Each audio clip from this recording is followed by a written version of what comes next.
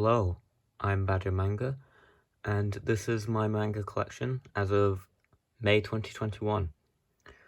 So, we're starting down here on the bottom shelf. Every collection video starts from the top shelf, so I just want to be different.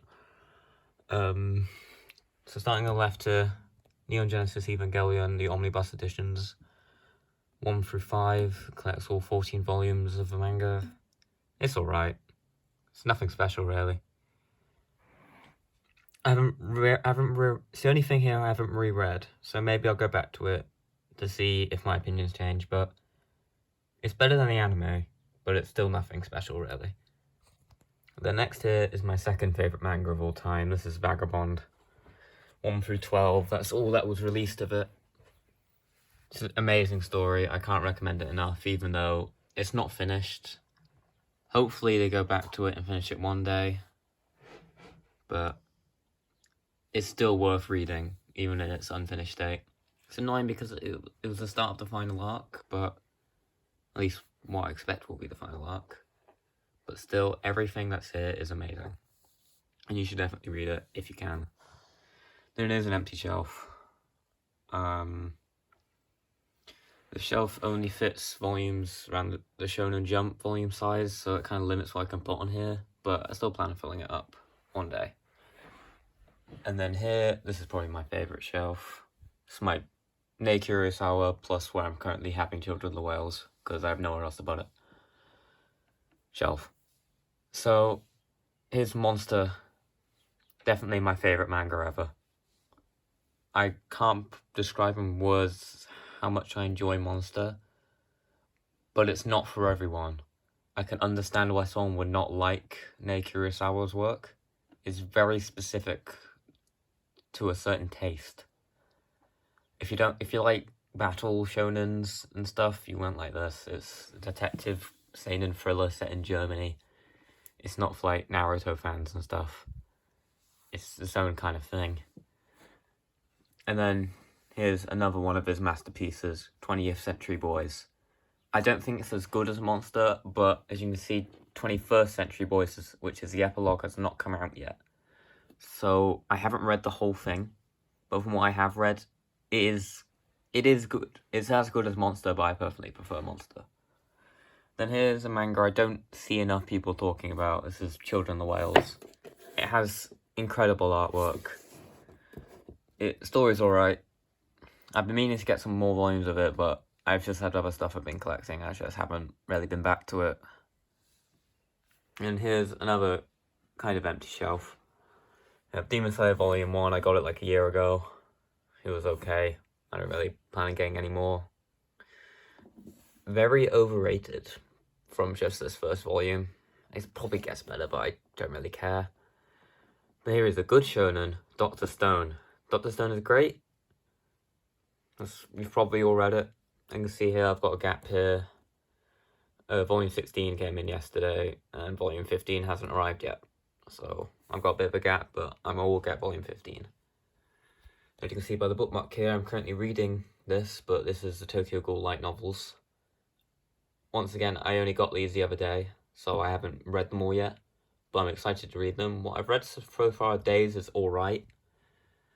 From what I've seen, it's not really, like, essential for Tokyo Ghoul if you want to, like, know everything. It's just, like, these cool little stories that are nice to read. It's far from amazing writing, but it's alright. And then here's the Tokyo Ghoul art books, which is just great. It shows tons of artwork on beautiful, fully coloured pages. Tons of artwork and comments by Sugi Ishida, the artist. And he's also the author as well. So it's great if you love Tokyo Ghoul. And then on this shelf up here, my third favourite manga of all time, Vinland Saga. I love Vikings, so it's a great Viking story. This is all that's currently out. Volume 12 just keeps getting delayed. And it was supposed to come out December 2020, then delayed till March, and then delayed again till December 2021. It's just, I don't know what's going on. And then Planetes, also by Makoto Yukimura, who's the mangaka of Vinland Saga. Not as good as Vinland Saga, but still very good. It's only 2 volumes, so I do recommend picking it up. It's quite short, and it's quality. Another short quality series, All You Need Is Kill, by the same artist as Death Note. It's a good 1-volume series. You get that 1 book and it's done. And then next here is Death Note 1 through 6. This was the first manga I ever got and I ever read. Compared to other things I've read, it's definitely like not as good, but still love it because it's the first thing I read. It's quite sentimental to me, kind of. Another empty shelf here that's got the same as this shelf with the height problem, so it's hard to put things on there. Then up here, Tokyo Ghoul Re, all complete. This was my second manga ever, and even though Death Note was my first, I would say Tokyo Ghoul is what got me into manga. Yeah, great series. I love Tokyo Ghoul. Very dark shonen, so if you don't like blood and stuff, and cannibalism and eating people, don't read it. And another very gory series, Blade of the Immortal. I love it from what I've read. It's one of the best manga I've read from just these 3 books. Too bad it's all the volumes are basically out of stock everywhere, and it's very hard to get any of it. I was trying to get volume 4 the other day, and it just completely disappeared off the internet. I couldn't find it anywhere. And then up on the top shelf is another Shonen Jump shelf. This is Bakuman 1 through 20. Pretty good series about making manga. If you want to learn more about the manga industry, I highly recommend it. It's taught me a lot about how Shonen Jump works and what it's like in the life of a manga creator. And it's just a general good series in general. It's fun.